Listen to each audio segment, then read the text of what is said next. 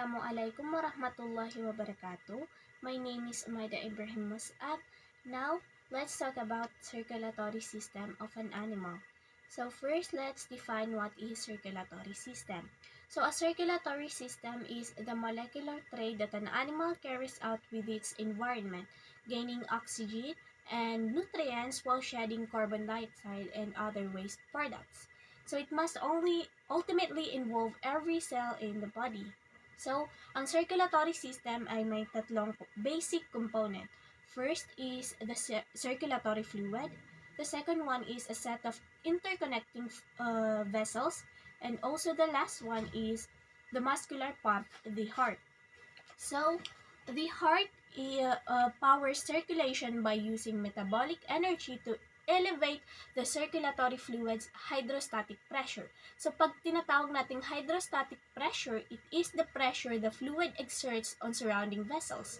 So, the fluid then flows through the vessels and back to the heart. Circulatory system has two types. The first one is the open circulatory system. So, sa open circulatory system, the hemolymph is the circulatory fluid as well as the interstitial fluid that bathes the cell.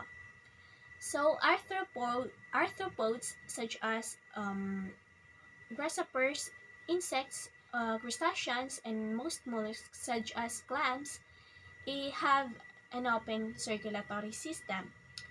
So, kung makikita natin sa figure na yan is open end ang circulatory system ng isang grasshopper.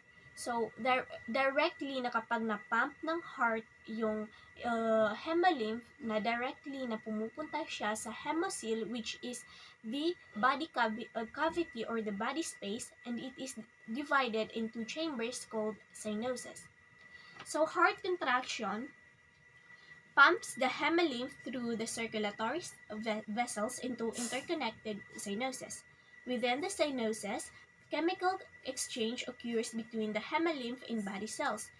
So, relaxation of the heart draws hemolymph back in through pores, which are equipped with valves that close when the heart contracts.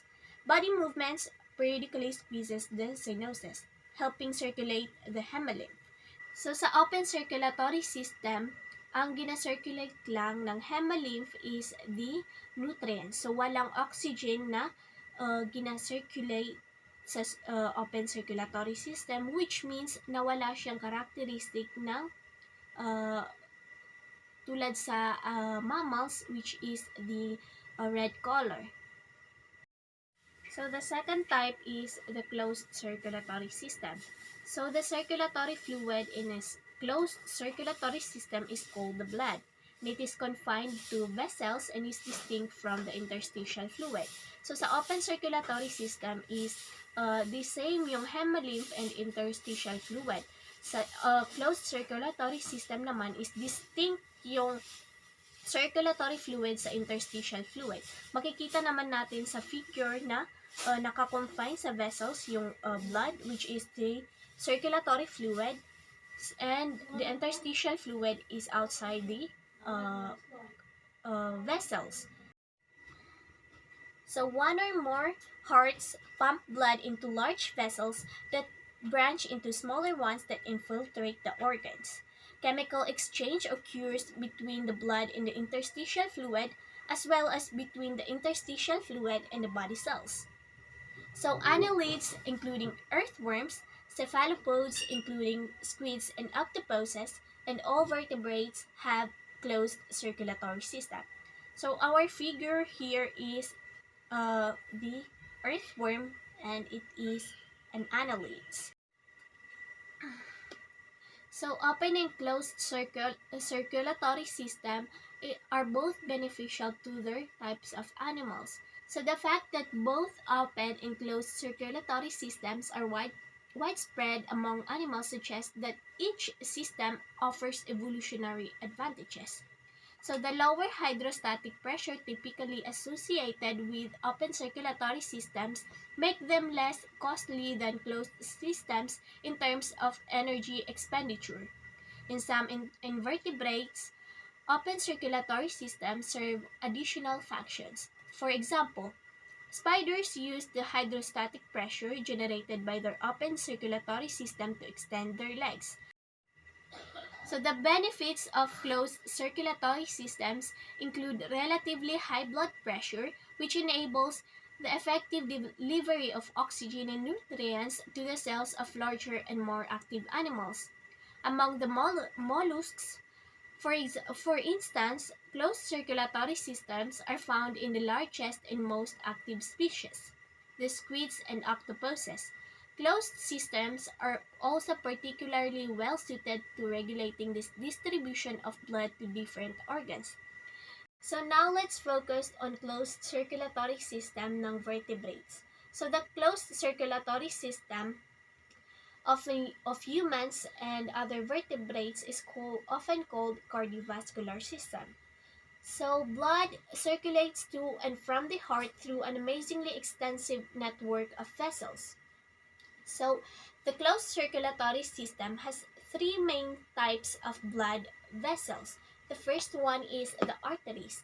The arteries carry blood from the heart to organs throughout the body. Within organs, arteries branch into arterioles.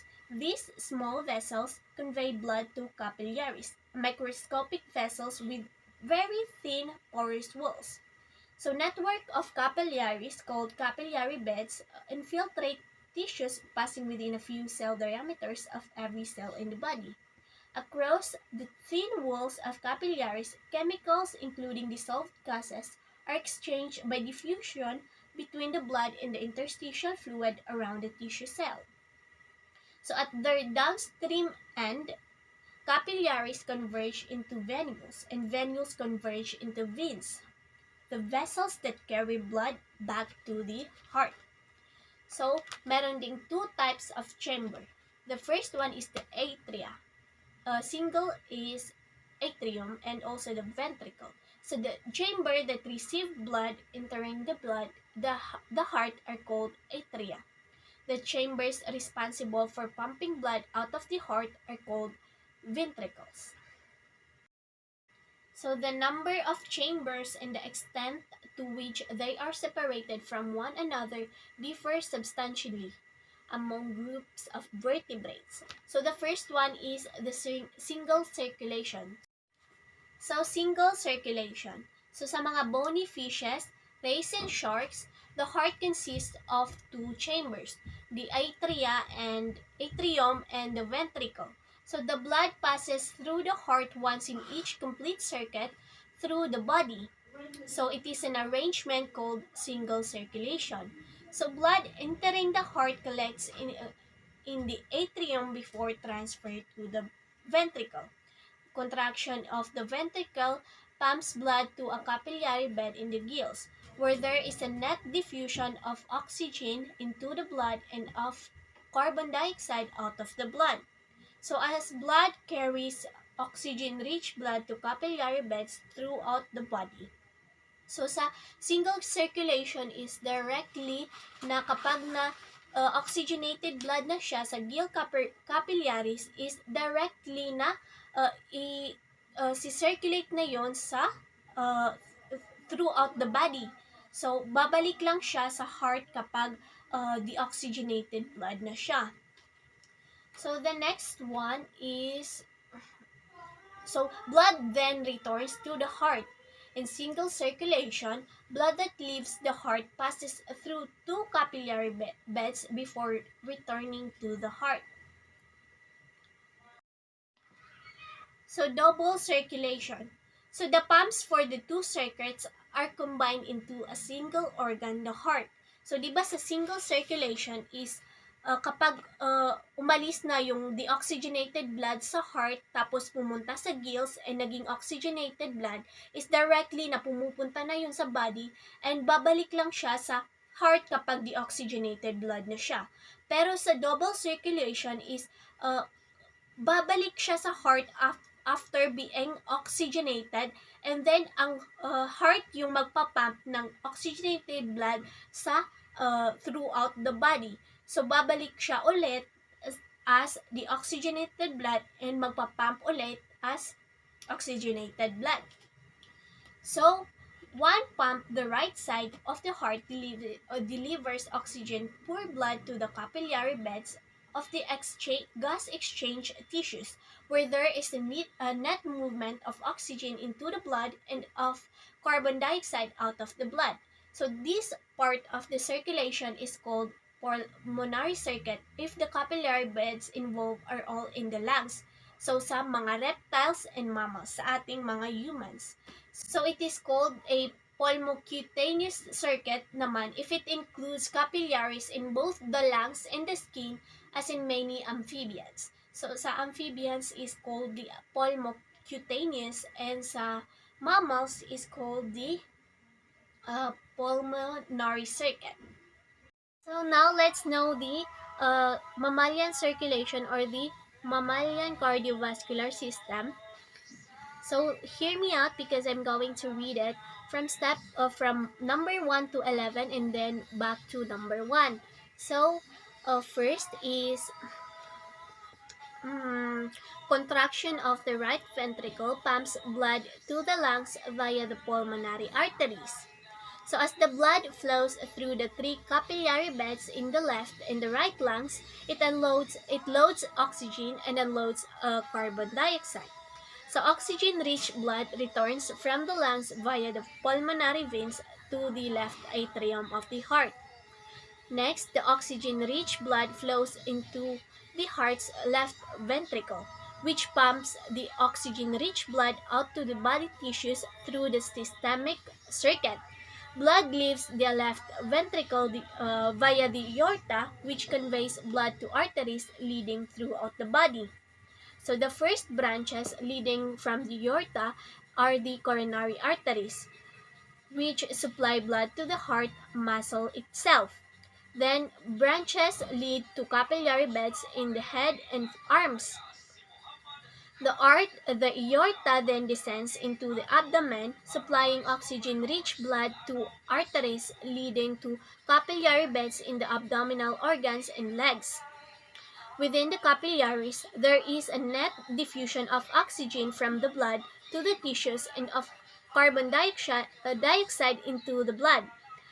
Capillaries rejoin, forming venules which convey blood to veins. So poor blood from the head, neck, and forelimbs is channeled into a large vein, the superior vena cava. So another large vein, the inferior vena cava, drains blood from the trunk and the hind limbs. The two vena cava empty their blood into the right atrium, from which the poor blood flows into the right ventricle. Note that the dual circuits operate simultaneously, not in the serial fashion that the numbering in the diagram suggests. The two ventricles pump in unison, while some blood is traveling in the pulmonary circuit, the rest of the blood is flowing in the systemic circuit.